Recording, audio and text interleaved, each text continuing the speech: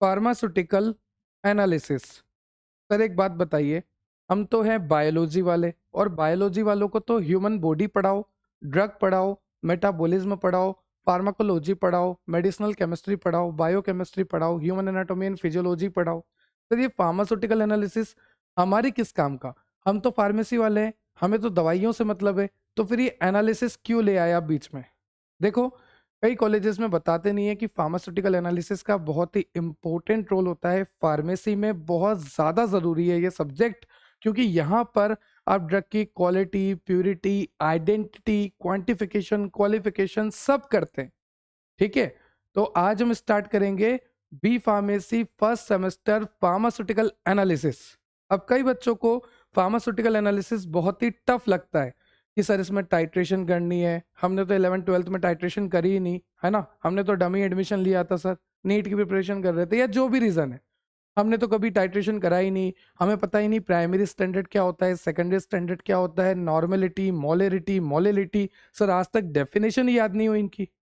तो कोई टेंशन वाली बात नहीं है, मैं यहाँ पर खड़ा हूँ और जब तक मैं इस लेक्चर में हूँ, जब तक आप इस लेक्चर में हो, आप एक एक टॉपिक को समझोगे, सीखोगे और अपने तरीके से आंसर बनाना भी सीखोगे।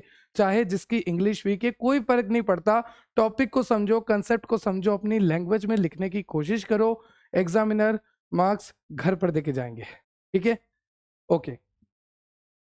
तो आज हम स्टार्ट कर रहे हैं B pharmacy first semester pharmaceutical analysis, और फार्मास्यूटिकल एनालिसिस में सबसे पहले देखेंगे फार्मास्यूटिकल एनालिसिस की डेफिनेशन, कि फार्मास्यूटिकल एनालिसिस होता क्या है। उसके बाद देखेंगे उसके स्कोप, कि ये जो फार्मास्यूटिकल एनालिसिस है ये किस तरह से काम आ रही है। ठीक है, उसके बाद देखेंगे डिफरेंट टेक्निक ऑफ एनालिसिस, ये जो हम एनालिसिस करते हैं इसकी डिफरेंट टेक्निक्स होती है, तो कौन कौन सी टेक्निक है जो कि इन्वॉल्व होती है एनालिसिस में।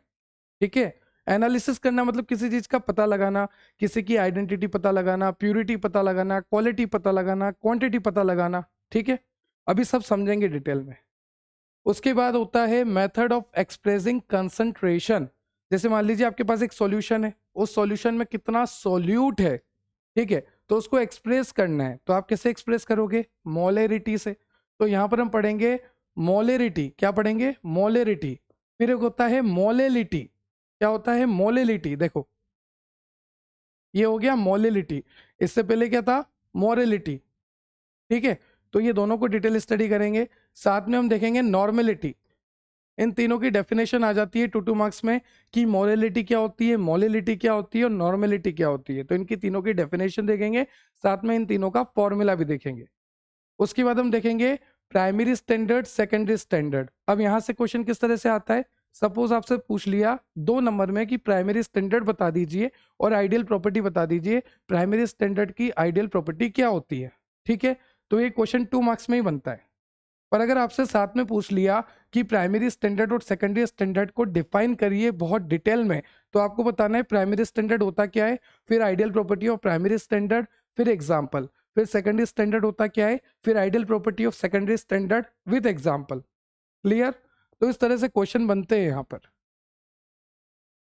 तो सबसे पहले हम क्या देखने वाले हैं? फार्मास्यूटिकल एनालिसिस होता क्या है, उसकी डेफिनेशन क्या है, उसके स्कोप क्या है।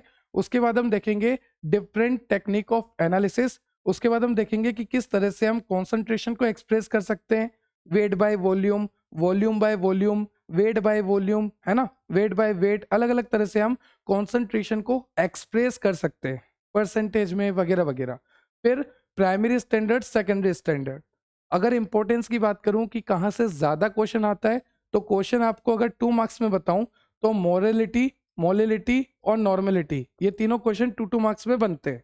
उसके अलावा प्राइमरी स्टैंडर्ड, सेकेंडरी स्टैंडर्ड भी 2 मार्क्स में बनते हैं, पर साथ में आ जाते हैं तो 5 मार्क्स में बनता है। उसके अलावा डेफिनेशन और स्कोप की बात करें तो ये भी 2 मार्क्स में बनते हैं। तो मतलब जनरली यहाँ से मैक्सिमम क्वेश्चन 2 मार्क्स या 3 मार्क्स में बनते हैं, डिपेंड करता है यूनिवर्सिटी कौन सी है, पर यहां से 5 मार्क्स का भी क्वेश्चन आ सकता है। क्लियर?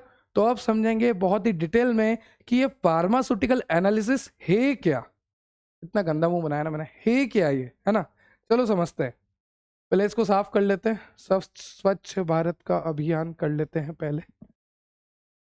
चलिए, सबसे पहले समझते हैं कि ये फार्मास्यूटिकल एनालिसिस होता क्या है।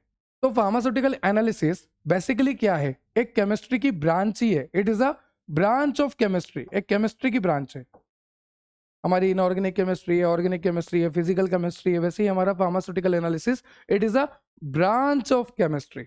यहाँ पर हम क्या करते हैं, जैसे मान लीजिए आपके पास सॉल्यूशन है, यहाँ पर आपके पास बहुत सारे सब्सटेंस है, ए सब्सटेंस है, बी सब्सटेंस है, सी है, डी है, ई है, कई तरह के यहाँ पर सब्सटेंस है आपके पास। एक सॉल्यूशन है, उस सॉल्यूशन में कई तरह के आपको सब्सटेंस दे रखे हैं।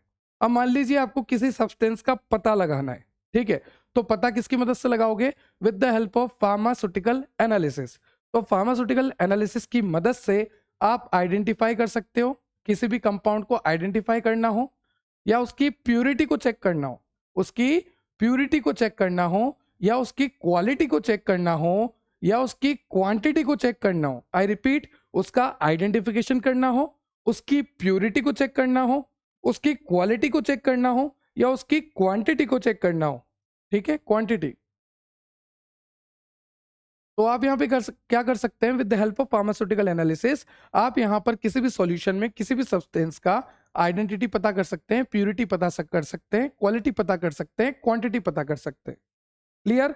तो फार्मास्यूटिकल एनालिसिस होता क्या है, pharmaceutical analysis it is a branch of chemistry, और इसकी मदद से हम किसी भी सॉल्यूशन में किसी भी सब्सटेंस को आइडेंटिफाई कर सकते हैं, उसकी प्यूरिटी का, उसकी क्वालिटी का, उसकी क्वांटिटी का पता कर सकते हैं। तो हम ये कह सकते हैं कि यहाँ पर क्वालिटेटिव डिटर्मिनेशन और क्वांटिटेटिव डिटर्मिनेशन होता है, मतलब कि क्वालिटी का भी पता कर सकते हैं और क्वांटिटी का भी पता कर सकते हैं। ठीक है, चलिए यहाँ पर आपको दे भी रखा है, फार्मास्यूटिकल एनालिसिस की बात कर रहा हूँ कि pharmaceutical analysis it is a quantitative और क्वालिटेटिव एनालिसिस, बोल दिया मैंने आपको। साथ ही साथ it is a branch of chemistry जहां पर किसी भी सब्सटेंस का हम आइडेंटिफिकेशन कर सकते हैं, क्वांटिफिकेशन मतलब क्वांटिटी का पता कर सकते हैं, प्यूरिफिकेशन उस सब्सटेंस को प्योर कर सकते हैं, और लास्ट में लिखा है डिटर्मिनेशन, डिटरमाइन कर सकते हैं।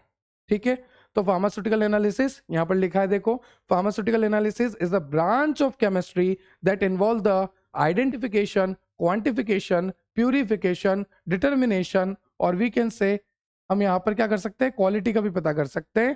ठीक है, जैसे मान लीजिए आपके पास सॉल्यूशन है, ठीक है, अब यहाँ पर अलग अलग सब्सटेंस है, ए है, बी है, सी है, ई है, एक सॉल्यूशन है, उस सॉल्यूशन में अलग अलग सब्सटेंस है। अब मैंने आपको बोला कि इस सॉल्यूशन में से ए सब्सटेंस को निकाल लो, जो ए वाले सब्सटेंस है ना उसको निकाल लो इस सॉल्यूशन में से। तो with the help of pharmaceutical analysis आप किसी भी एक पर्टिकुलर सब्सटेंस को एक सॉल्यूशन में से निकाल सकते हो। यहाँ पर लिखा है सेपरेट कर सकते हो एक कंपोनेंट को, कोई भी एक कंपोनेंट आपको चाहिए, मान लीजिए एक सॉल्यूशन है, उस सॉल्यूशन में अलग अलग कंपोनेंट है, A B C D E F, अलग अलग कंपोनेंट है। तो आपको क्या करना है, मान लीजिए आप उस सॉल्यूशन में से ए वाला आइसोलेट करना चाहते हो, ए वाला निकालना चाहते हो, तो with the help of pharmaceutical analysis आप उसको सेपरेट कर सकते हैं। और सेपरेट करने के बाद सपोज ये ए वाला है, इसको मैंने इसमें से सेपरेट कर लिया सेपरेट। इसको सेपरेट करने के बाद इसकी हम केमिकल स्ट्रक्चर का भी पता कर सकते हैं। देखो यहाँ पे लिखा है and determining the structure of chemical compound, जो भी ये कंपाउंड है उसकी केमिकल स्ट्रक्चर भी हम पता कर सकते हैं with the help of pharmaceutical analysis. Clear? अब मैं रिपीट कर देता हूं, अगर आपके पास कोई सॉल्यूशन है, उसमें से आपको कोई सब्सटेंस आइसोलेट करना है, तो with the help of pharmaceutical analysis आप उस सब्सटेंस को सेपरेट कर सकते हो, आइसोलेट कर सकते हो, प्यूरिफाई कर सकते हो, क्वांटिफाई कर सकते हो, क्वालिफाई कर सकते हो, क्वालिटेटिव डिटर्मिनेशन कर सकते हो। ठीक है, डिटर्मिनेशन वही हो गया क्वालिटेटिव डिटर्मिनेशन, और जो भी आपने सेपरेट किया उसकी केमिकल स्ट्रक्चर का भी आप पता लगा सकते हो। ठीक है, तो ये हो गया फार्मास्यूटिकल एनालिसिस की डेफिनेशन। बताओ क्या टफ था इसमें? कुछ भी नहीं है। नेक्स्ट आपको दे रखा है कि फार्मास्यूटिकल एनालिसिस जो है इंक्लूड करता है बहुत तरह की स्टडी। यहाँ पर बहुत तरह की स्टडीज इंक्लूड होती है फार्मास्यूटिकल एनालिसिस के अंडर में, जैसे कि आपकी एनालिटिकल केमिस्ट्री हो गई, बायो एनालिटिकल केमिस्ट्री हो गई, ड्रग मेटाबॉलिज्म स्टडीज हो गई, एनालिटिकल बायोटेक्नोलॉजी हो गई, है ना, आपका क्वालिटी कंट्रोल हो गया, टॉक्सिकोलॉजी स्टडी हो गई, क्लिनिकल स्टडी हो गई, आपकी मार्केटिंग हो गई ड्रग की। तो ये सारी स्टडीज किसके अंडर में आती है? आपके फार्मास्यूटिकल एनालिसिस के। Pharmaceutical analysis include many studies like analytical chemistry, metabolism of the drug, marketing, बहुत तरह की स्टडीज इसी के अंडर में आती है, इसलिए ये इंपॉर्टेंट है। ठीक है, तो ऐसा मत समझना कि सर ये फार्मास्यूटिकल एनालिसिस हम क्यों पढ़े। अरे आप ही को पढ़ना है।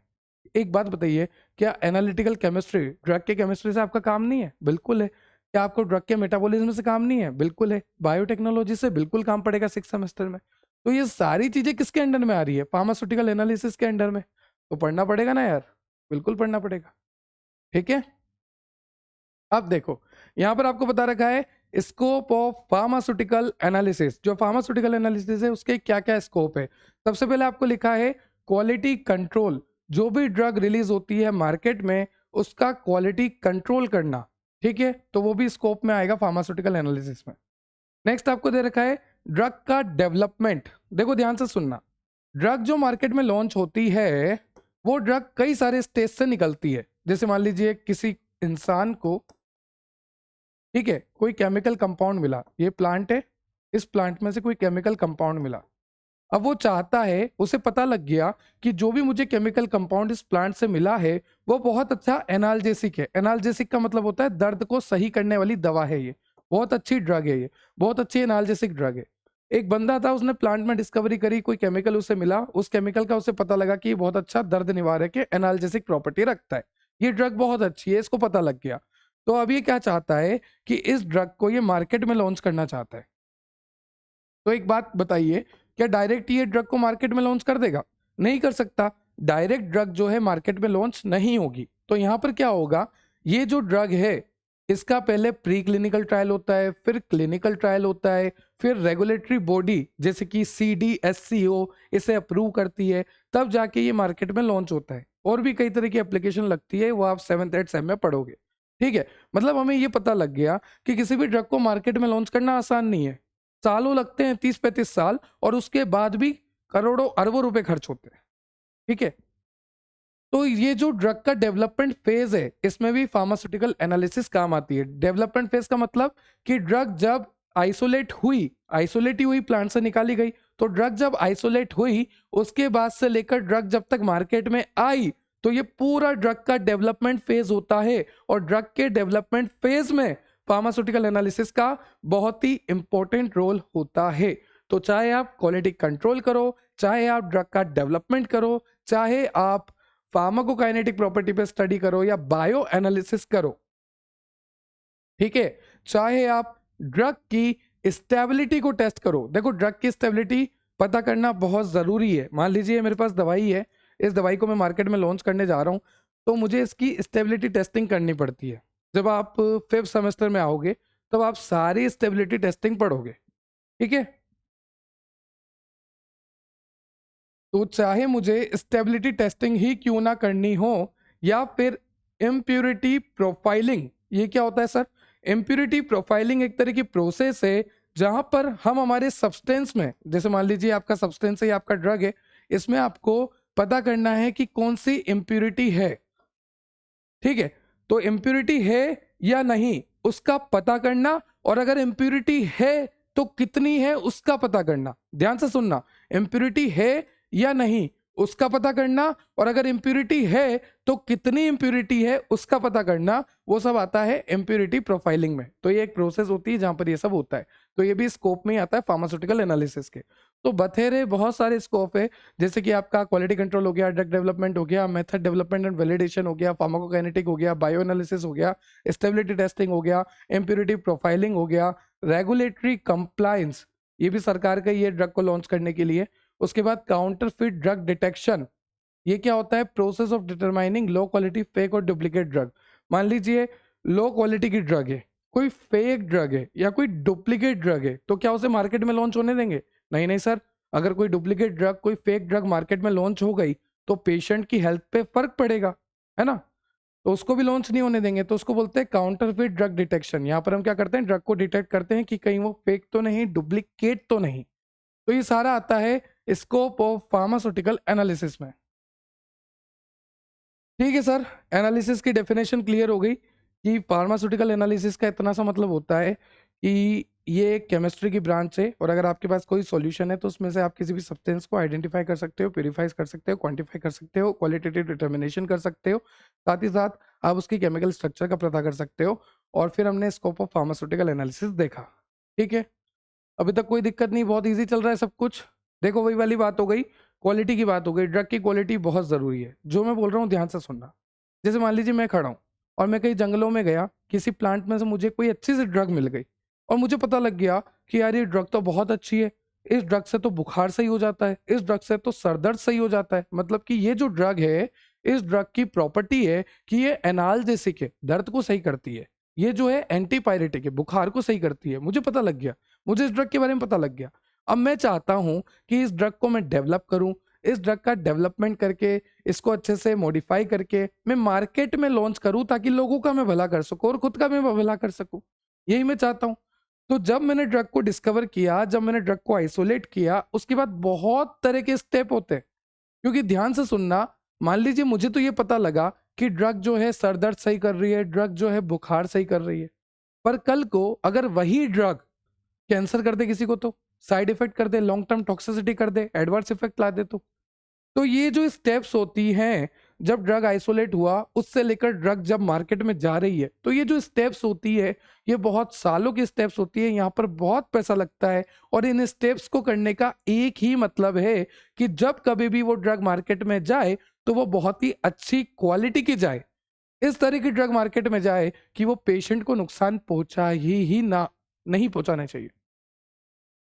ठीक है, तो यहां पर लिखा है कि क्वालिटी चेक करनी चाहिए, हर स्टेप में क्वालिटी चेक करनी चाहिए। जब ड्रग आइसोलेट हुई और वो ड्रग जब मार्केट के लिए तैयार हो रही है, हर स्टेप में क्वालिटी को चेक करो। अगर क्वालिटी सब स्टैंडर्ड आ रही है, मतलब कि घटिया क्वालिटी, स्टैंडर्ड मतलब अच्छी, सब स्टैंडर्ड मतलब घटिया, अगर क्वालिटी सब स्टैंडर्ड आ रही है तो मार्केट में लॉन्च नहीं हो पाएगी वो ड्रग, सीधी सी बात है। ठीक है, तो quality must be maintained at every step, her step पे क्वालिटी मेंटेन करनी होती है। अभी मैं आपको स्टेप के नाम ले रहा हूं, पर आगे जब आप जाओगे तब आपको स्टेप को डिटेल स्टडी करना है फर्दर सेमेस्टर्स में।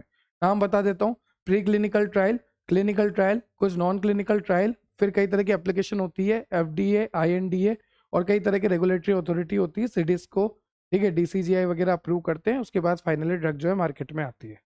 अभी के लिए ये नाम है आपके लिए बहुत ज़्यादा है। ठीक है, उसके बाद बात करते हैं प्योरिटी की। तो ड्रग जो है प्योर होना चाहिए, वही बात है। देखो इसमें लिखना है आपको, स्कोप के अंदर ही थोड़ा लिख देना। स्कोप बताओगे ना तो फिर थोड़ी सी बात बता देना कि देखो क्वालिटी मैटर करती है और प्योरिटी भी मैटर करती है। ठीक है, क्योंकि जो भी पेशेंट इसको लेगा उसको सेफ तो हो। मान लीजिए ड्रग मार्केट में आ गई, मैं पेशेंट हूँ, ये ड्रग मार्केट में आई है, मैंने इस ड्रग को ले लिया, है ना, मेरा बुखार तो सही हो गया, मैंने 10 बार इस ड्रग को लिया, 10 बार बुखार हुआ था, 10 बार इस ड्रग को लिया, मेरा बुखार सही हो गया, पर बार बार इस ड्रग को लेने से मान लीजिए मेरी पेनक्रियास की बीटा सेल खराब हो गई, है ना, मेरे लीवर की सेल खराब हो गई, दिक्कत तो मुझे ही आ रही है। तो कोई भी दवाई हो, हम यही चाहेंगे कि क्वालिटी में सबसे नंबर वन, प्यूरिटी में सबसे नंबर वन, एफिकेसी में सबसे नंबर वन, एक्शन सबसे नंबर वन, और जल्दी एक्शन दे, और कम से कम साइड इफेक्ट हो, कम से कम एडवर्स इफेक्ट हो, कम से कम टॉक्सिक इफेक्ट हो, कम से कम लॉन्ग टर्म एडवर्स इफेक्ट हो, कम से कम जो भी प्रॉब्लम है वो कम से कम। क्लियर? तो प्योरिटी वही हो गया कि आपका जो केमिकल है अगर वो इम्प्योरिटी से फ्री है, अगर उसमें किसी भी तरह का कोई भी कंटामिनेशन नहीं है, कोई भी बैक्टीरिया नहीं है, कोई भी फॉरेन पार्टिकल नहीं है, तो वो फ्री हो गया, एकदम प्योर हो गया। और हम चाहते हैं कि हमारी जो प्रोसेसेस हो वो सारी इकोनॉमिकल, अफोर्डेबल हो, रैपिड हो और ईजियर हो। मतलब कि हम चाहते हैं कि अगर हमें दवाई पहुंचानी है पब्लिक तक, पेशेंट्स तक, जनता तक, तो हमारी जो सारी स्टेप्स होनी चाहिए वो अफोर्डेबल होनी चाहिए, जल्दी वाली होनी चाहिए और आसान होनी चाहिए।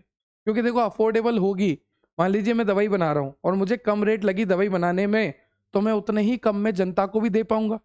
अगर मैंने ज्यादा पैसा लगा दिया तो फिर मैं लूटूंगा, भाई मेरे तो बहुत पैसा लग गया, तुम तो इतने रुपए दो। ठीक है, तो ये क्वालिटी प्योरिटी वाली बात लिख देना, इसमें चाहो तो स्कोप में लिख सकते हो। बाकी अब ये पॉइंट तो खत्म हो गया आपका। अब देखो, अब बहुत ही ध्यान से सुनना और समझना, अब समझने वाली बात है। अब एक टेक्निक्स की, कौन कौन सी टेक्निक्स जो है आपके फार्मास्यूटिकल एनालिसिस में यूज होती, टेक्निक्स की बात करेंगे। ठीक है, क्योंकि मान लीजिए आपके पास कोई सॉल्यूशन है, जैसे मान लीजिए ये सॉल्यूशन है, ठीक है, इस सॉल्यूशन में मुझे पता लगाना है कि कौन कौन से सब्सटेंस है, उनकी क्वांटिटी क्या है, उनकी क्वालिटी क्या है। ठीक है, ध्यान से सुनना, मेरे पास जो सॉल्यूशन है मुझे पता लगाना है कि उसमें क्वांटिटी क्या है, क्वालिटी क्या है।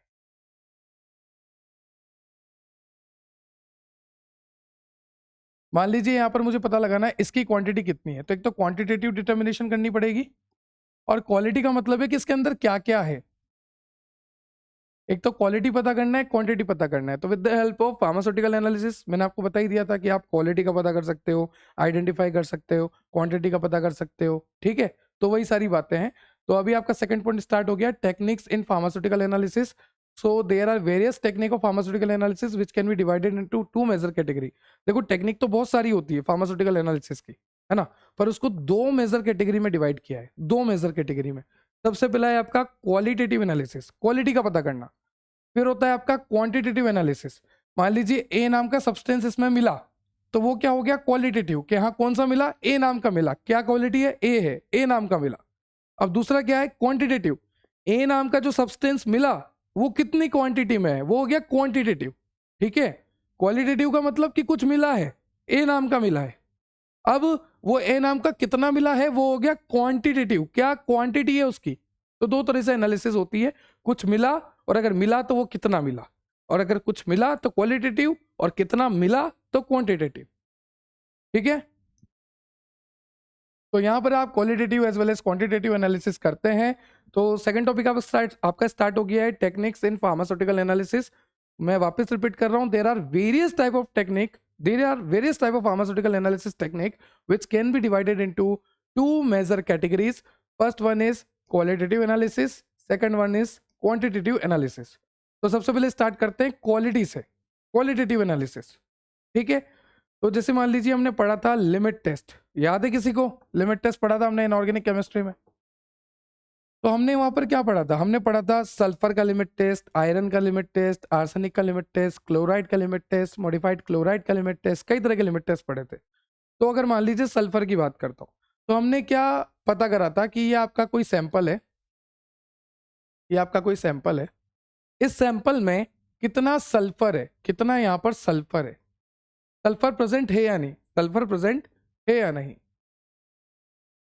तो हमने क्या करा था, हमारे पास कोई सैंपल था, सपोज ये हमारे पास सैंपल है, इस सैंपल में हमें देखना है कि सल्फर प्रेजेंट है या नहीं। तो हमने क्या करा था, लिमिट टेस्ट करा था, limit test for sulphur, sulphur का पता करने के लिए। फिर मान लीजिए मेरे पास ये सॉल्यूशन है, मुझे पता करना है कि इसमें क्लोराइड है या नहीं, तो फिर मैंने क्या करा था, लिमिट टेस्ट फॉर क्लोराइड। वैसे ही limit test for arsenic, limit test for iron, जिसका भी पता करना था उसका लिमिट टेस्ट करा था। तो मतलब हमने यहाँ पर करा क्या था, आयरन का पता करना, तो आयरन का लिमिट टेस्ट, ठीक है। तो पता करना कि आयरन है या नहीं इसके अंदर, क्वालिटी का पता करना। मैंने आपको क्या बोला, मैंने आपको बोला कि जैसे मान लीजिए आपका सॉल्यूशन है, इस सॉल्यूशन में कई तरह के सब्सटेंस है, ए है, बी है, डी है। अब मुझे पता करना है कि इस सॉल्यूशन में ए है या नहीं, है ना। और अगर ए निकला तो मेरे को पता लग जाएगा, क्वालिटी का पता लग जाएगा कि हाँ ए सैंपल है, ठीक है।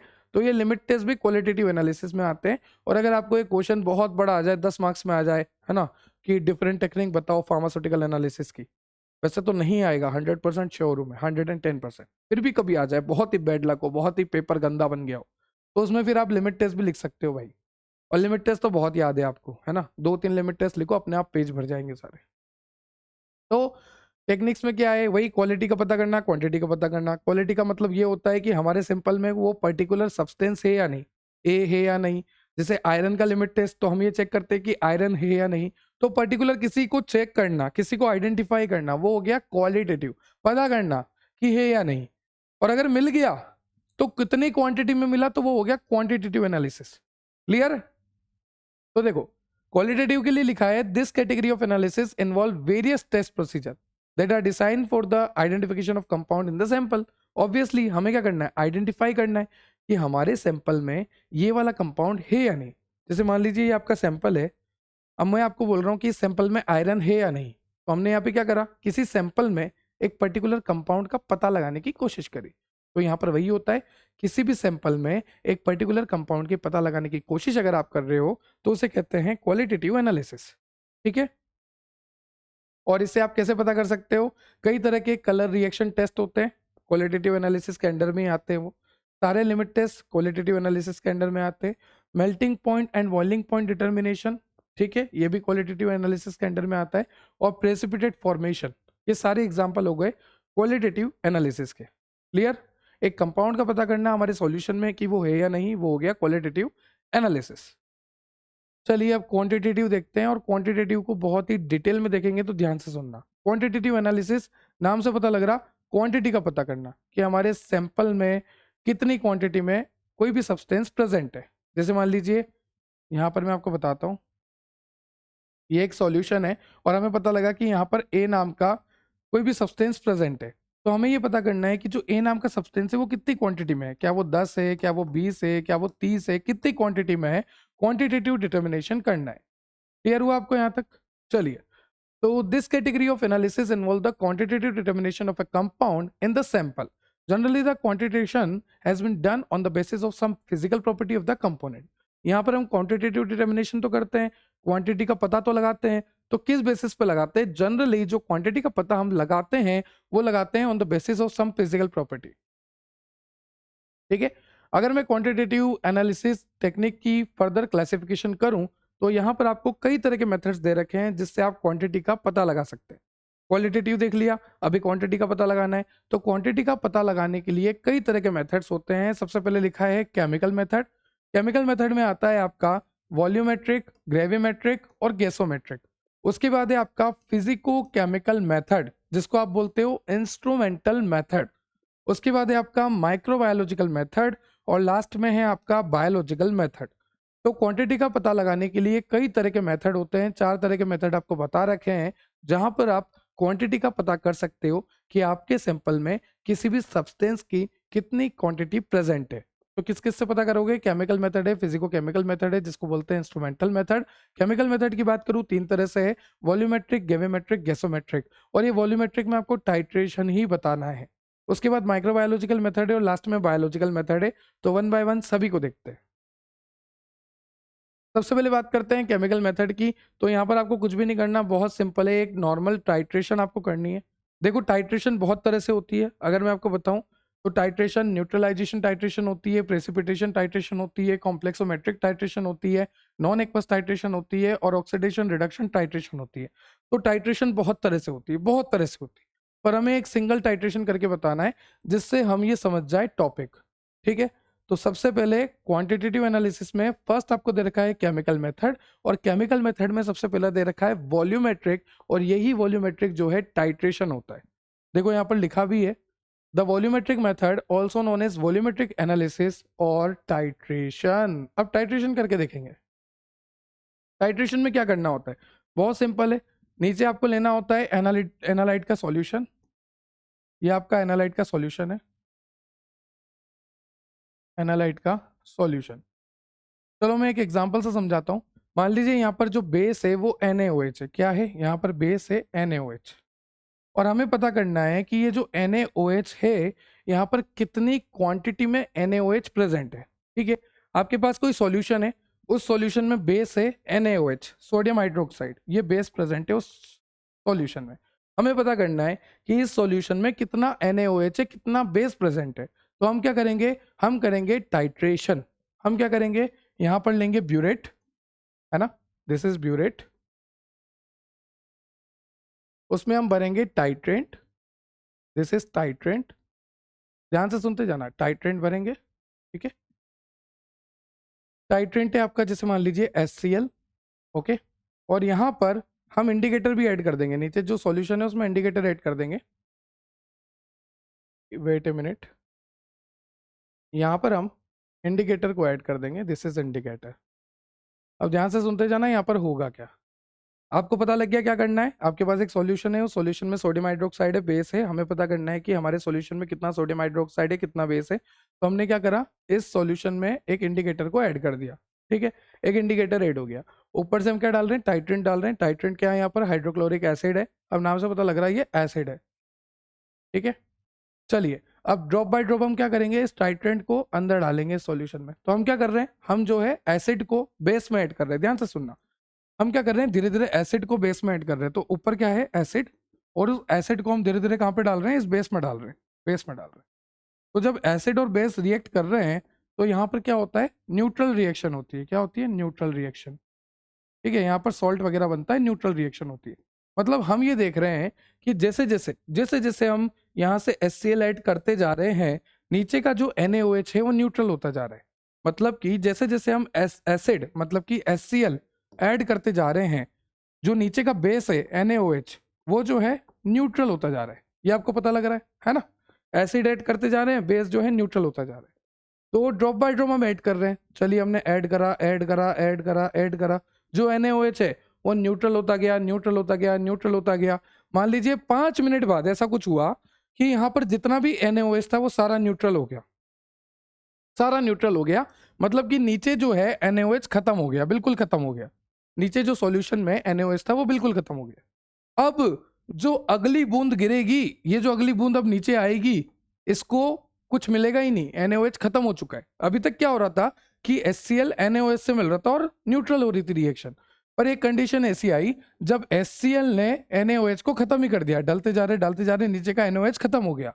अब ये HCl की बूंद गिर रही है पर नीचे NaOH है ही नहीं, खत्म हो गया। तो ये जो HCl की बूंद अब गिरेगी, ये इंडिकेटर के साथ रिएक्ट करेगी। तो जैसे ही HCl की बूंद इंडिकेटर के साथ रिएक्ट करेगी, वहां पर कलर चेंज हो जाएगा, कलर आ जाएगा और हमें पता लग जाएगा कि हमारी रिएक्शन कंप्लीट हो गई है, हमारी रिएक्शन का एंड पॉइंट आ चुका है। अब इसको ध्यान से समझना, हमने करा क्या यहाँ पर। शुरू में हमने टाइट्रेंट भर दिया था जो कि HCl था। फिर हमने टाइट्रेंट को गिराया। अब जब मैं शुरू में टाइट्रेंट भर रहा हूं तो मैं रीडिंग नोट कर लूंगा कि मैंने इतना टाइट्रेंट भरा। मैंने क्या करा, रीडिंग नोट कर ली कि मैंने इतना टाइट्रेंट भरा। ठीक है। अब जैसे जैसे ये टाइट्रेंट खाली होता गया, नीचे का NaOH न्यूट्रल होता गया, टाइट्रेंट खाली होता गया, नीचे का NaOH न्यूट्रल होता गया। एक टाइम ऐसा आया जब नीचे का NaOH कंप्लीटली कंज्यूम हो गया। ठीक है। फिर अगली जो बूंद है वो इंडिकेटर से रिएक्ट करी। तो हमने वो टाइम नोटिस किया जब सारा NaOH खत्म हो गया। मान लीजिए इस किसी कंडीशन पे, ये जो कंडीशन मैं आपके सामने बना रहा हूं, इस कंडीशन पे सारा NaOH जो है खत्म हो गया, नीचे का NaOH जो है खत्म हो गया। मतलब हमने शुरू कहां से करा था, यहां से करा था। खत्म कहां पे करा है, यहां पे करा है। तो ये जो रीडिंग है इसको हम नोट कर लेंगे कि हमारा इतना टाइट्रेंट जो है यूज हुआ इस NaOH को न्यूट्रल करने में। ठीक है। हमने ये रीडिंग नोट कर ली और इसी रीडिंग से हम पता कर सकते हैं कि हमारे सॉल्यूशन में कितना NaOH था, क्योंकि जितना टाइट्रेंट आया उसको न्यूट्रल करने मतलब उतना ही NaOH नीचे था। तो NaOH का कंसंट्रेशन इस तरह से पता करेंगे। क्लियर? ये हुआ एक तरह का न्यूट्रलाइजेशन टाइट्रेशन। तो इस तरह से टाइट्रेशन होता है, बहुत ही सिंपल है। देखो यहाँ पर भी दिखा रखा है मैंने, कुछ भी नहीं है। ये देखो इनिशियल रीडिंग आपने ले ली, एक सेकेंड, ये इनिशियल रीडिंग आपने ले ली है ना। उसके बाद आपको यहाँ पे टाइट्रेंट फिल कर रखा है, ये आपका ब्यूरेट है, ये आपकी इनिशियल रीडिंग आपने ले ली। उसके बाद ये एनालिट का सॉल्यूशन है। उसके बाद आपने क्या करा, इनिशियल रीडिंग जो ली थी और फाइनल रीडिंग जो ली थी उसके बीच का जो गैप आया वो सारा आपको पता लग गया। ये आपका एंड पॉइंट हो गया क्योंकि इंडिकेटर ने कलर चेंज कर दिया, आप देख सकते हैं कलर चेंज हो गया है। ठीक है। तो इस तरह से टाइट्रेशन होता है। टाइट्रेशन बहुत ही ईजी प्रोसेस है। तो हमने यहाँ पे क्या करा, क्वांटिटी का पता करा। और क्वांटिटी का पता किस में करा, सबसे पहले हमारा जो केमिकल मेथड था उसमें जो हमारा वॉल्यूमेट्रिक मेथड था वहां पर हमने टाइट्रेशन करके ये पता करा कि कितना कंसंट्रेशन है, कितनी क्वांटिटी है हमारे सॉल्यूशन में NaOH की। ठीक है, इजी है। उसके बाद होता है ग्रेविमेट्रिक। अब ग्रेविमेट्रिक मेथड में कुछ भी नहीं है, यहाँ पर आप क्या करोगे, मास पता करोगे। जैसे मान लीजिए आपका सॉल्यूशन है ना, इस सॉल्यूशन में जो भी सब्सटेंस है, जैसे मान लीजिए A है। अब आपको पता करना है कि ये जो A सब्सटेंस है इस सॉल्यूशन में कितना है, क्योंकि है क्या ये, एक तो क्वांटिटेटिव डिटर्मिनेशन ही है, क्वांटिटी का ही पता करना है। तो आपको पता करना है क्वांटिटी का कि ये जो A है इसकी कितनी क्वांटिटी है। और आपको पता करना है ग्रेविमेट्रिक से। किससे पता करना है, ग्रेविमेट्रिक से। तो यहाँ पर आप मास पता करेंगे कि ये जो A है, जितना भी इसके अंदर A है उसका क्या मास है। जैसे आप मास को पता करेंगे आप बता देंगे कि इतना यहाँ पर अमाउंट है। सर एक बात बताइए, अगर हमने मास पता करा तो हम अमाउंट कैसे बता सकते हैं। तो ध्यान से सुनना, mass of substance directly proportional to concentration. हम यहाँ पर पता करेंगे कि जो A नाम का सब्सटेंस है उसका कितना मास है, कितना मास है उसका, कितना वजन है ना। मास पता कर लिया, डायरेक्टली प्रोपोर्शनल टू कंसंट्रेशन। जितना ज्यादा मास मतलब उतनी ज्यादा कंसंट्रेशन। क्लियर हुआ। ए नाम के मॉलिक्यूल ज्यादा होंगे तो मास भी ज्यादा होगा, ज्यादा होंगे तो ही मास ज्यादा होगा। मतलब ए मास के मॉलिक्यूल का कंसंट्रेशन ज्यादा होगा तभी मास ज्यादा होगा। तो हम यहाँ पर मास का पता करते हैं। तो ये जो आपका ग्रेविमेट्रिक मेथड होता है, यहाँ पर किसी भी सब्सटेंस की अगर क्वांटिटी पता करनी है तो हम उसका मास पता करते हैं, क्योंकि इसका प्रिंसिपल ये कहता है कि जितना ज्यादा मास मतलब उतना ही ज्यादा कंसंट्रेशन होगा, उतनी ही ज्यादा क्वांटिटी होगी उस किसी भी सब्सटेंस की जो हमें पता करना है। उसके बाद होता है गैसोमेट्रिक एनालिसिस। अब नाम से पता लग रहा है गैस का पता करना। देखो, gasometric analysis is a method for measuring the volume of a gas. किसी भी गैस का वॉल्यूम मेजर करना है तो आप कर सकते हैं। ठीक है, जैसे मान लीजिए कोई गैस है, अब वो कितना एब्जॉर्ब हुई है या फिर कितना इवॉल्व हुई है। आई रिपीट, कोई गैस कितना एब्जॉर्ब हुई है या फिर कितना इवॉल्व हुई है किसी भी रिएक्शन में। कोई रिएक्शन हो रही है, सपोज कोई भी रिएक्शन चल रही है, रिएक्टेंट से प्रोडक्ट बन रहा है, तो उस कंडीशन में गैस कितना एब्जॉर्ब हो रही है या गैस कितना इवॉल्व हो रही है उसका पता लगाना। ठीक है, it can be use to analyse variety of gases का आप पता लगा सकते हैं, जैसे कि carbon dioxide, nitrogen, ethylene, helium, इन सब का आप पता लगा सकते हैं। तो ये आपका गैसोमेट्रिक एनालिसिस हो गया। तो this is a gasometric, this is a gravimetric, and इससे पहले हमने देखा टाइट्रेशन, और ये तीनों हमने किसके अंडर में देखे? आपके केमिकल मेथड के अंडर में। नेक्स्ट है आपका फिजिको केमिकल मेथड, और we can say instrumental method. अब नाम से पता लग रहा, इंस्ट्रूमेंटल मतलब इंस्ट्रूमेंट से पता करेंगे। मान लीजिए बहुत तरह की फिजिकल केमिकल प्रॉपर्टी है, रिफ्रैक्टिव इंडेक्स हो गया, बॉइलिंग पॉइंट हो गया, मेल्टिंग पॉइंट हो गया, तो हर चीज को पता करने के लिए अलग अलग इंस्ट्रूमेंट होते हैं। ठीक है, देखो ध्यान से देखना और समझना। जैसे कि आप देख सकते हैं अलग अलग इंस्ट्रूमेंट आपको दे रखे हैं, जैसे कि पोटेंशियोमीटर हो गया। अब ये पोटेंशियोमीटर किस लिए होता है? आपको इलेक्ट्रिकल पोटेंशियल को पता करना है। तो फिर हो गया आपकी कंडक्टोमेट्री, इसलिए इलेक्ट्रिकल कंडक्टेंस का पता करने के लिए। तो इस तरह से आप देख सकते हैं अलग अलग आपको मेथड्स दे रखी है अलग अलग इंस्ट्रूमेंट्स के साथ। पोलेरोग्राफी और वोलेटोमेट्री हो गया, इलेक्ट्रिक करंट को अगर पता करना है तो। ठीक है, एमिशन ऑफ रेडिएशन का अगर आपको पता करना है कि कितना रेडिएशन एमिट हुआ है, तो उसके लिए आपको हो गया emission spectroscopy, flame photometry, fluorimetry, atomic absorption spectroscopy. ये सारे क्या है? इंस्ट्रूमेंट है। और ये क्या है? Physical property. तो आपको दे रखी है इंस्ट्रूमेंट्स, आपको दे रखे हैं कि इन इंस्ट्रूमेंट से कौन कौन सी फिजिकल प्रॉपर्टी आप पता कर सकते हैं। ठीक है, जैसे मास स्पेक्ट्रोस्कोपी जो इंस्ट्रूमेंट है उससे आप पता लगा सकते हैं मास टू चार्ज रेशियो। क्लियर? तो अलग अलग इंस्ट्रूमेंट आपको दे रखे हैं जिससे आप पता कर सकें कि अलग अलग फिजिकल प्रॉपर्टी। देखो यहां पर लिखा है this method involve the uses of instrument. यहां पर आप इंस्ट्रूमेंट का यूज करके मेजर कर सकते हो फिजिकल और physicochemical property of the compound. किसी भी कंपाउंड की फिजिकल और फिजियोकेमिकल प्रॉपर्टी को अगर पता करना है तो वो इंस्ट्रूमेंट से आप पता करो। और ये किसके अंडर में लिखोगे आप? Instrumental method. नाम से पता लग रहा इंस्ट्रूमेंट के सहारे फिजिकल और फिजिको केमिकल प्रॉपर्टी को पता लगाना है। अलग अलग इंस्ट्रूमेंट जो है अलग अलग फिजिकल प्रॉपर्टी का पता लगाते हैं। जैसे मान लीजिए इलेक्ट्रिक करंट का आपको पता लगाना है, पोटेंशियल का पता लगाना है, इलेक्ट्रिकल कंडक्टिविटी का पता लगाना है, ऑप्टिकल डेंसिटी का पता लगाना है, स्कैटरिंग ऑफ रेडिएशन का पता लगाना है, एब्जॉर्प्शन का पता लगाना है, एमिशन का पता लगाना है, रिफ्रैक्टिव इंडेक्स का पता लगाना है। चाहे कोई सी भी फिजिकल प्रॉपर्टी हो, फिजिको केमिकल प्रॉपर्टी हो, उसका आपको पता लगाना है तो आपको इंस्ट्रूमेंट की मदद लेनी है। और तरह तरह के इंस्ट्रूमेंट्स आपको दे रखे हैं, और ये आपको फिजिकल प्रॉपर्टी दे रखी है कि कौन से इंस्ट्रूमेंट से कौन सी फिजिकल प्रॉपर्टी का पता लगता है। क्लियर? उसके बाद आपको दे रखा है माइक्रोबायोलॉजिकल मेथड। यहां पर आप क्या करते हो? किसी भी सैंपल में कितना माइक्रो ऑर्गेनिज्म का कंसंट्रेशन है।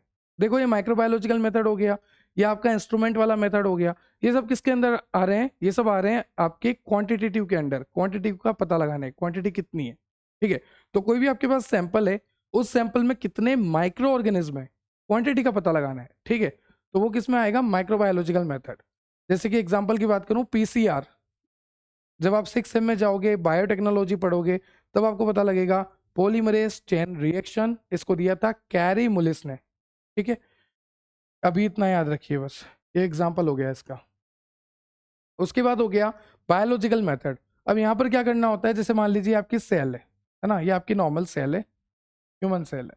अब इसमें मैंने कोई केमिकल इंजेक्ट किया, कोई भी ड्रग इंजेक्ट करी, तो इस सेल के अंदर क्या चेंज आ रहा है? क्या ये सेल की साइज बड़ी हो गई? क्या ये सेल जो है श्रिंक हो गई? क्या ये सेल डिवाइड हो गई? इसमें क्या चेंज आ रहा है? क्या इस सेल के डीएनए खत्म हो गए? क्या इस सेल का माइटोकॉन्ड्रिया काम नहीं कर रहा? क्या चेंज आ रहा है इसके अंदर? क्या इस सेल के अंदर कैल्शियम एक्यूमुलेशन हो गया? क्या चेंजेस आ रहे हैं उसको स्टडी करना, उसे कहते हैं बायोलॉजिकल मेथड।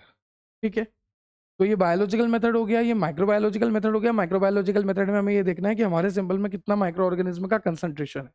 तो पीसीआर की मदद से, पॉलीमरेज चेन रिएक्शन की मदद से माइक्रो ऑर्गेनिज्म का कंसंट्रेशन हम बढ़ा के भी देख सकते हैं। ठीक है, तो ये सारा आपका क्वांटिटेटिव डिटर्मिनेशन हो गया। मैं आपको नाम याद करवा देता हूँ। देखो, केमिकल में देखा वॉल्यूमेट्रिक मतलब टाइट्रेशन, फिर ग्रेविमेट्रिक, फिर गैसोमेट्रिक, फिर इंस्ट्रूमेंट वाला देखा फिर माइक्रोबायोलॉजिकल और फिर बायोलॉजिकल देखा। क्लियर है आपको? आगे चलते हैं। अब देखिए मेथड ऑफ एक्सप्रेसिंग कंसंट्रेशन। देखो बहुत इजी है।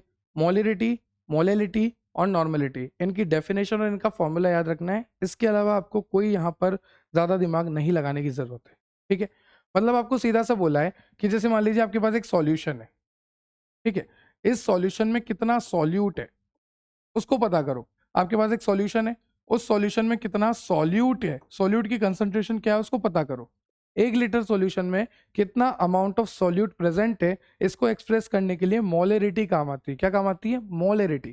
तो देखो मोलरिटी को आप किस तरह से लिखोगे? एम सिंबल से लिखोगे। अगर आप कैपिटल एम लिख रहे हो तो इसका मतलब है मोलरिटी। यहाँ पर लिखा है मोलरिटी का जो सिंबल होता है वो होता है कैपिटल एम।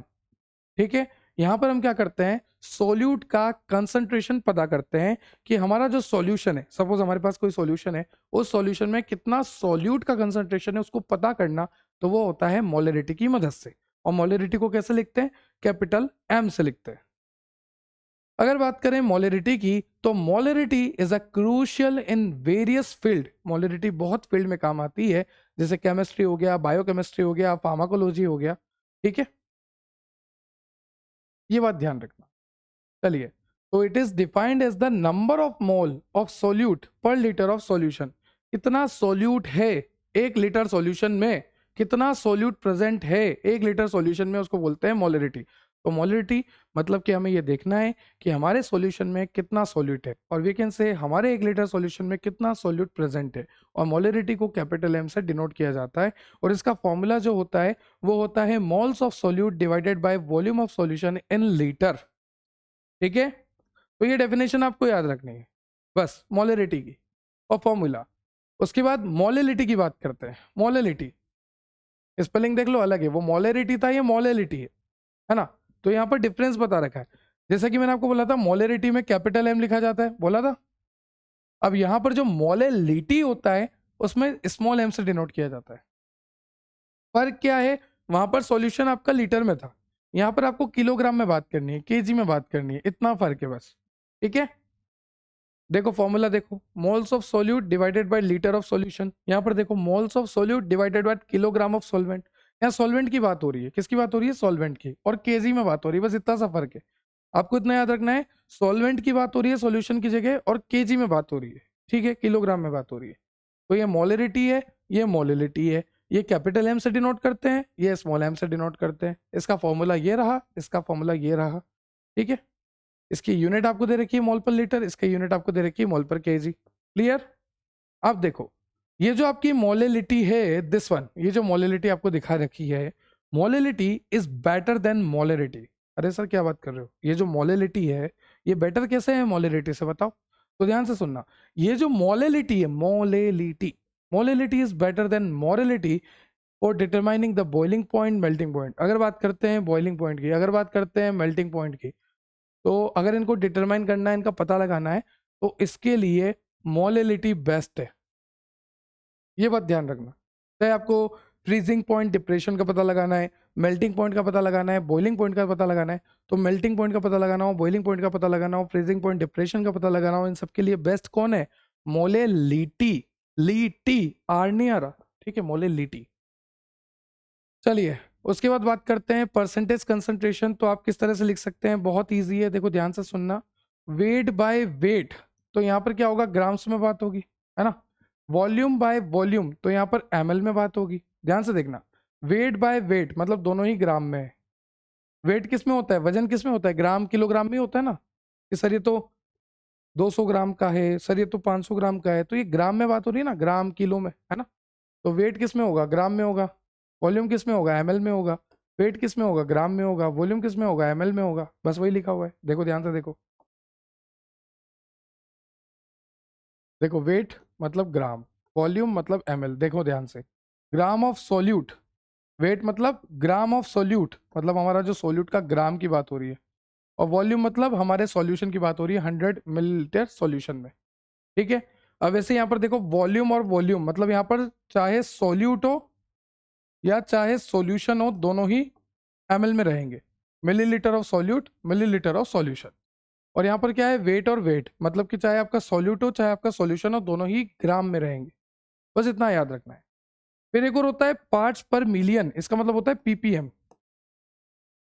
पीपीएम का सीधा सा मतलब है, अगर कोई आपका पास सॉल्यूशन है और वो सॉल्यूशन बहुत ही ज्यादा डाइल्यूट है, डाइल्यूट मतलब उसमें सॉल्यूट का कंसंट्रेशन बहुत कम है, बहुत ही ज्यादा डाइल्यूट सॉल्यूशन अगर आपके पास है, तो उसके लिए आपको पीपीएम यूनिट यूज करना है। Use for very dilute concentration expressing the amount of solute in relation to solvent. सीधी सी बात है, आपके सॉल्वेंट में कितना सॉल्यूट है उसको एक्सप्रेस करने के लिए अगर बहुत ही कम सॉल्यूट है आपके सॉल्वेंट में, तो पीपीएम से एक्सप्रेस करोगे बहुत ही कम के लिए। क्लियर हुआ यहां तक? चलिए, तो हमने क्या देखा, मोलरिटी, मोलिलिटी, परसेंटेज एक्सप्रेशन, जहां पर आपके देखा weight by weight, volume by volume, weight by volume. फिर पीपीएम देखा कि अगर हमारे सॉल्वेंट में बहुत ही कम सॉल्यूट हो तो पीपीएम यूनिट यूज करते हैं। उसके बाद हो गया normality. Normality is a measure of how concentrated a solution is. कोई भी सॉल्यूशन है, अब वो सॉल्यूशन कितना ज्यादा कॉन्सेंट्रेटेड है, कितना ज्यादा कॉन्सेंट्रेटेड है उसका पता लगाना है, तो नॉर्मेलिटी से आप पता लगा सकते हैं।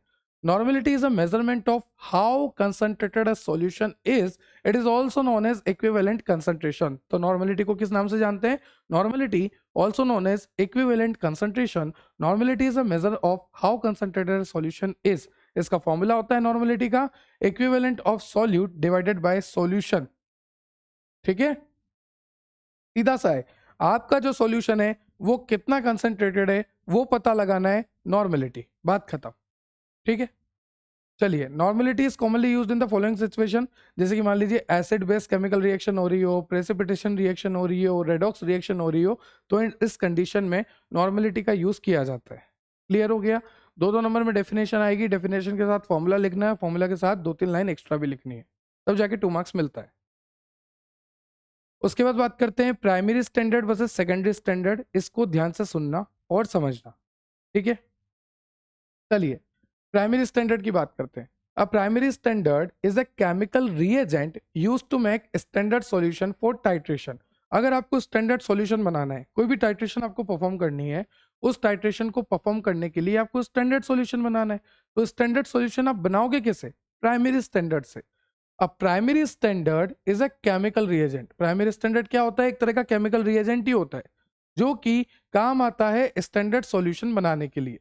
तो यहाँ पे देखो, प्राइमरी स्टैंडर्ड क्या होता है? एक तरह का केमिकल रिएजेंट ही होता है जो कि स्टैंडर्ड सॉल्यूशन बनाने के काम आता है। ठीक है, for titration and preparing secondary standard. देखो ध्यान से सुनना, अगर आपको टाइट्रेशन करनी है या फिर आपको सेकेंडरी स्टैंडर्ड बनाना है, आई रिपीट, अगर आपको कोई भी टाइट्रेशन परफॉर्म करनी है या फिर आपको सेकेंडरी स्टैंडर्ड बनाना है, तो with the help of chemical reagent, और we can say with the help of primary standard, आप कर सकते हैं।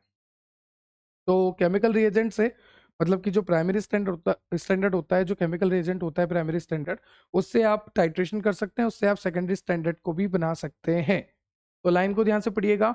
ए primary standard is a chemical reagent used to make a standard solution. A primary standard, ध्यान से सुनो, प्राइमरी स्टैंडर्ड क्या होता है?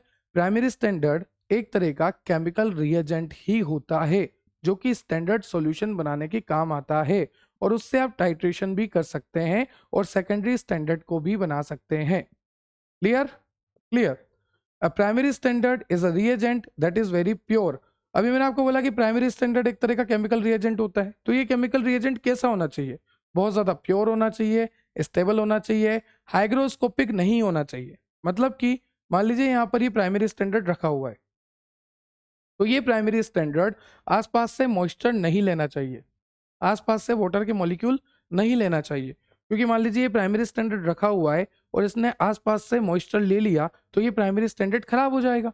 तो primary standard not be hygroscopic, hygroscopic नहीं होना चाहिए, स्टेबल होना चाहिए, प्योर होना चाहिए, साथ ही साथ उसका मॉलिक्यूलर वेट ज्यादा होना चाहिए।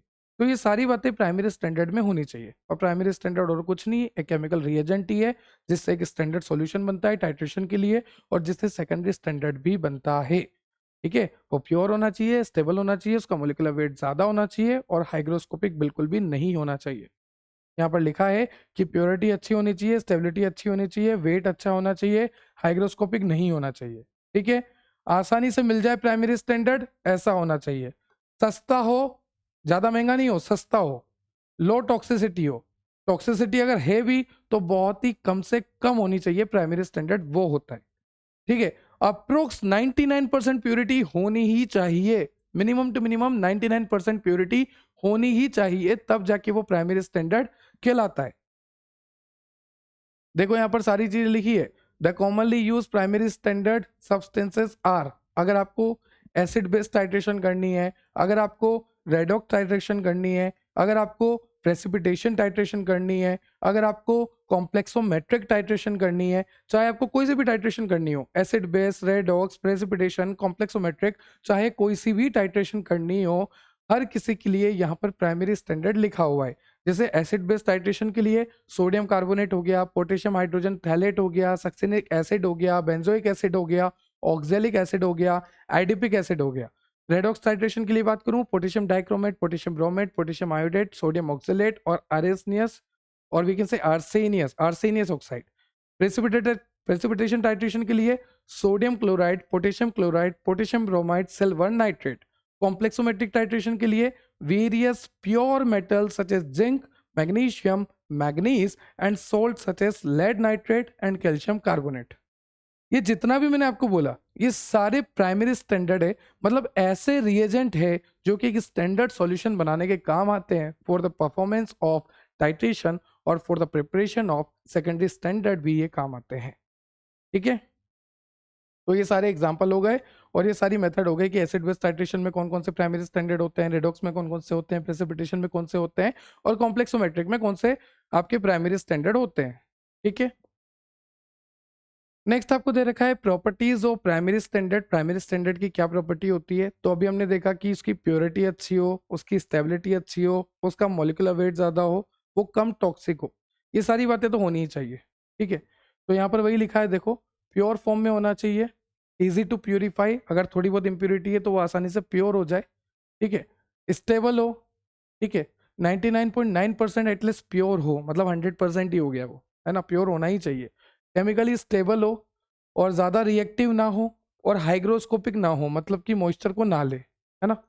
शुड नॉट फॉर्म हाइड्रेट और लूज वाटर। देखो अगर कोई प्राइमरी स्टैंडर्ड है तो ना तो वो वाटर को ले ना वो वाटर को रिलीज करे, जैसा है वैसा ही रहे। ठीक है, should not form anhydrous form, मतलब कि पानी को रिलीज ना करे और पानी को एब्जॉर्ब भी ना करे, मतलब हाइग्रोस्कोपिक ना हो और एनहाइड्रस फॉर्म भी ना बनाए। हाइग्रोस्कोपिक का मतलब पानी को एब्जॉर्ब ना करे, नहीं करना चाहिए, और एनहाइड्रस फॉर्म नहीं बनाने का मतलब कि पानी को रिलीज ना करे, इतना याद रखो। ठीक है, लॉन्ग लास्टिंग हो, जैसे आप डिओड्रेंट यूज करते हो वो भी लॉन्ग लास्टिंग का आप सोचते हो कि हाँ भाई लंबे टाइम तक खुशबू रहे। लो हाइग्रोस्कोपिक हो, नॉन टॉक्सिक हो, चीप हो मतलब सस्ता हो, इजीली अवेलेबल हो। ठीक है, must be soluble in the solvent use for analysis, obviously soluble होना चाहिए। शुड नॉट डिग्रेड इजीली, आसानी से खराब ना हो, है ना, और उसकी रिएक्टिविटी कम से कम हो। जैसे प्राइमरी स्टैंडर्ड रखा है तो कोई भी उसको रिएक्ट ना कर सके, उसकी रिएक्टिविटी सबसे कम हो, क्योंकि रिएक्टिविटी कम रहेगी मतलब वो स्टेबल रहेगा। तो ये सारी प्रॉपर्टी होनी चाहिए प्राइमरी स्टैंडर्ड में। ठीक है, स्टेबल हो, हाइग्रोस्कोपिक नहीं हो, एनहाइड्रस फॉर्म ना बनाए, लॉन्ग लास्टिंग हो, टॉक्सिसिटी ना हो, रेडीली अवेलेबल हो, चीप हो, सोल्युबिलिटी अच्छी हो, डिग्रेड आसानी से ना हो, लो रिएक्टिविटी हो, प्योरिटी 100% हो, एटमॉस्फेरिक कंडीशन में वो खराब ना होए, इजीली ऑब्टेंड हो जाए प्योर फॉर्म में, अगर प्योर फॉर्म में नहीं भी है तो उसको इजीली प्योरीफाई कर सके। ये सारी प्रॉपर्टी होनी चाहिए प्राइमरी स्टैंडर्ड में। और प्राइमरी स्टैंडर्ड और कुछ भी नहीं है, सिर्फ ये एक तरह का केमिकल रिएजेंट ही होता है जो कि स्टैंडर्ड सॉल्यूशन बनाने के काम आता है, टाइट्रेशन करवाने में काम आता है और सेकेंडरी स्टैंडर्ड को बनाने के काम आता है, इतना। अब एक बात मैं आपको बता दूं कि प्राइमरी स्टैंडर्ड तो 100% लगभग लगभग प्योर होता ही है, और वी कैन से 99.9% प्योर होता ही है। ठीक है, फिर भी हमें सेकेंडरी स्टैंडर्ड को यूज करना पड़ता है जबकि वो कम प्योर होता है। ऐसा क्यों? कि जब प्राइमरी स्टैंडर्ड हमारे पास है, जब वो 100% प्योर है, 99.9% प्योर है, जब वो स्टेबल है, जब वो कम हाइग्रोस्कोपिक है, जब वो बहुत ही बढ़िया है, तो फिर सेकेंडरी स्टैंडर्ड को यूज ही क्यों करना? क्योंकि प्राइमरी स्टैंडर्ड जो है लिमिटेड होते हैं, कम होते हैं, सारे अवेलेबल नहीं होते, कम होते हैं। जैसे आपको एग्जाम्पल दिखा रखे हैं, ये बस इतना ही है, ज्यादा से ज्यादा, है ना, कम है। तो फिर हमें मूव करना पड़ता है सेकेंडरी स्टैंडर्ड की तरफ। ठीक है, सेकेंडरी स्टैंडर्ड भी वही क्वांटिटी का पता लगाता है, स्टैंडर्डाइजेशन प्रोसेस में काम आता है। अब ये लाइन ध्यान से सुनना, as the number of primary standard substances limited. जैसा कि आप जानते हैं प्राइमरी स्टैंडर्ड जो सब्सटेंस होते हैं वो बहुत ही कम होते हैं, लिमिटेड होते हैं, ठीक है, जिसी की वजह से हमें सेकेंडरी स्टैंडर्ड को यूज करना पड़ता है। हम जानते हैं कि सेकेंडरी स्टैंडर्ड उतने प्योर नहीं है जितने प्राइमरी होते हैं, फिर भी हम सेकेंडरी स्टैंडर्ड को यूज करते हैं क्योंकि सेकेंडरी स्टैंडर्ड बहुत सारे हैं पर प्राइमरी स्टैंडर्ड जो है लिमिटेड है। और जब प्राइमरी स्टैंडर्ड लिमिटेड है तो मजबूरी में हमें सेकेंडरी स्टैंडर्ड की तरफ बढ़ना ही पड़ता है, ठीक है। एग्जाम्पल की बात करें, कैमेनोफोर इज हाइग्रोस्कोपिक। कैमेनोफोर की बात करूं, कैमेनोफोर जो होता है ये हाइग्रोस्कोपिक है। सर हाइग्रोस्कोपिक तो होना ही नहीं चाहिए, आपने बोला था कि प्राइमरी स्टैंडर्ड जो है वो हाइग्रोस्कोपिक होता ही नहीं है, मतलब कि वो वाटर को मॉइस्चर को एब्जॉर्ब करता ही नहीं है। पर ये जो सेकेंडरी स्टैंडर्ड है जिसका एग्जांपल है कैमेनोफोर, ये तो हाइग्रोस्कोपिक है सर। हाँ, तो यही तो बोल रहा हूँ कि जो सेकेंडरी स्टैंडर्ड है वो चाहे हाइग्रोस्कोपिक है थोड़ा बहुत, फिर भी हमें उसे यूज लेना पड़ता है क्योंकि उसका रिप्लेसमेंट प्राइमरी स्टैंडर्ड में है ही नहीं हमारे पास। प्राइमरी स्टैंडर्ड लिमिटेड है। अब जैसे मान लीजिए ये प्राइमरी स्टैंडर्ड यहाँ पे खत्म हो गया, ये खत्म हो गया, ठीक है। अब मेरे को रिएक्शन करवानी है पर मेरे रिएक्शन के लिए प्राइमरी स्टैंडर्ड है ही नहीं, लिमिटेड है। तो फिर मुझे मजबूरी में एक सेकेंडरी स्टैंडर्ड यूज करना पड़ेगा, चाहे वो हाइग्रोस्कोपिक हो रहा हो, चाहे उसकी स्टेबिलिटी कम हो रही हो, चाहे वो समय के साथ बदल रहा हो, चाहे वो लेस स्टेबल हो, थोड़ा सा टॉक्सिक हो, पर मुझे मजबूरी में सेकेंडरी स्टैंडर्ड को यूज करना ही पड़ेगा फॉर रिएक्शन, ठीक है। कैमेनोफोर is hygroscopic, hence its concentration varies with time. Obviously अगर वो हाइग्रोस्कोपिक है तो पानी को एब्जॉर्ब करेगा, मॉइस्चर को एब्जॉर्ब करेगा, तो उसकी कंसंट्रेशन जो है समय के साथ चेंज होती जाएगी, पर फिर भी आप एक सेकेंडरी स्टैंडर्ड इसको मान के यूज करना ही पड़ेगा। तो प्रॉपर्टीज की बात करें, the concentration of their solution changes with time. जो सेकेंडरी स्टैंडर्ड है उसका कंसंट्रेशन चेंज होगा, क्यों? क्योंकि वो हाइग्रोस्कोपिक है। और अगर आपका जैसे मान लीजिए ये सेकेंडरी स्टैंडर्ड है और ये वाटर को एब्जॉर्ब कर रहा है, मॉइस्चर को एब्जॉर्ब कर रहा है, तो इसकी कंसंट्रेशन समय के साथ चेंज होती जाएगी, है ना। तो यही लिखा है the concentration of their solution changes with time. उसके बाद लिखा है they are prone to undergo photochemical decomposition. ये जो आपका सेकेंडरी स्टैंडर्ड होता है इसका डिकम्पोजिशन भी हो सकता है, ये इतना स्टेबल नहीं होता। देखो एक बात मैं आपको बता दूं, जो भी आपने प्राइमरी स्टैंडर्ड के लिए देखा था, क्या क्या देखा था कि प्राइमरी स्टैंडर्ड प्योर होना चाहिए, स्टेबल होना चाहिए, 100% प्योर होना चाहिए, डिग्रेड नहीं होना चाहिए, इजीली अवेलेबल होना चाहिए, सस्ता होना चाहिए, अच्छा होना चाहिए, टॉक्सिक कम होना चाहिए या फिर नहीं होना चाहिए। जो भी आपने देखा था ना कि अच्छे से डिसॉल्व हो जाना चाहिए, सोल्यूबल होना चाहिए, लॉन्ग लास्टिंग होना चाहिए, उसमें हाइग्रोस्कोपिक ना हो, वो एनहाइड्रस ना हो, ये सारी चीजें प्राइमरी स्टैंडर्ड के लिए देखी थी। अभी सब उल्टा कर दो क्योंकि सेकेंडरी स्टैंडर्ड है तो थोड़ा सा कम स्टेबल होगा, समय के साथ चेंज भी हो जाएगा, प्योर फॉर्म में भी नहीं मिलेगा, रिएक्टिव भी होगा, रिएक्शन इतनी अच्छे से भी नहीं करेगा, इसको मेंटेन करना भी दिक्कत है प्योर फॉर्म में, है ना। कभी कभी ये सोल्यूबल भी नहीं होगा, तो वही वाली बात हो गई, उल्टा करना है बस। तो ये आपका सेकेंडरी स्टैंडर्ड हुआ, क्लियर। तो प्राइमरी स्टैंडर्ड समझ में आ गया, सेकेंडरी स्टैंडर्ड समझ में आ गया, आइडल प्रॉपर्टी समझ में आ गई, एग्जांपल समझ में आ गए, सारी बातें क्लियर हो गई। उससे पहले नॉर्मेलिटी, मोलरिटी, मोलिलिटी, ये सारी चीजें हमने देखी। उससे पहले क्वालिटेटिव डिटर्मिनेशन, क्वांटिटेटिव डिटर्मिनेशन को हमने डिटेल स्टडी करा। उससे पहले हमने देखा हमारा फार्मास्यूटिकल एनालिसिस की डेफिनेशन, फार्मास्यूटिकल एनालिसिस का स्कोप, क्लियर। तो ये था आज का आपका टॉपिक जिसमें हमने बहुत ही डिटेल स्टडी करी है यूनिट नंबर 1 को, और हमने कवर करा है फार्मास्यूटिकल एनालिसिस की definition, scope, different techniques, method of expressing primary and secondary standard. अब नेक्स्ट लेक्चर में प्रिपरेशंस देखेंगे सारी की सारी, ठीक है। फिर एरर, फिर फार्माकोपिया। फार्माकोपिया वैसे हो चुकी है, पूरी कंप्लीट कर चुके हैं हम, फार्माकोपिया कर चुके हैं, है ना। सोर्सेस ऑफ इम्प्योरिटी कर चुके हैं, लिमिट टेस्ट कर चुके हैं, ये लाइन पूरी कवर कर चुके हैं ऑलरेडी इनऑर्गेनिक केमिस्ट्री में। तो बस नेक्स्ट लेक्चर में ये पढ़ेंगे, फिर एरर पढ़ेंगे, और फिर यूनिट नंबर 1 कंप्लीटली कवर हो जाएगी, क्लियर। आई होप आपको लेक्चर क्लियर हुआ होगा। आई नो थोड़ा सा लेंथी लेक्चर है, पर फिर भी आपको मैंने बहुत अच्छे से समझाने की कोशिश करी है। अगर आपको फिर भी कोई डाउट रहता है तो आप कमेंट सेक्शन में कमेंट कर सकते हैं। ये नोट्स आपको मिलेंगे www.depthofbiology.com वेबसाइट पर, तो वेबसाइट विजिट करिए। एप्लीकेशन आप डाउनलोड कर सकते हैं, टेलीग्राम से आप जुड़ सकते हैं, इंस्टाग्राम से आप जुड़ सकते हैं, ताकि आपको रेगुलर अपडेट मिलती रहे, मीम्स मिलते रहे। और अगर आपको कॉम्पिटिटिव एग्जाम की तैयारी करनी है, railway pharmacist, graduate pharmacy aptitude test, NIPER, तो उनके लिए भी आप एप्लीकेशन पे कोर्स में एनरोल कर सकते हैं। ये नोट्स आपको वेबसाइट पे फ्री में मिलेंगे और डिस्क्रिप्शन में आपको लिंक भी मिल जाएगी। ठीक है, तो subscribe and share for more, ताकि ऐसी वीडियो मैं आपके लिए और लेकर आता रहूं। Have a nice day, have a good day. जय श्री राम। Thank you.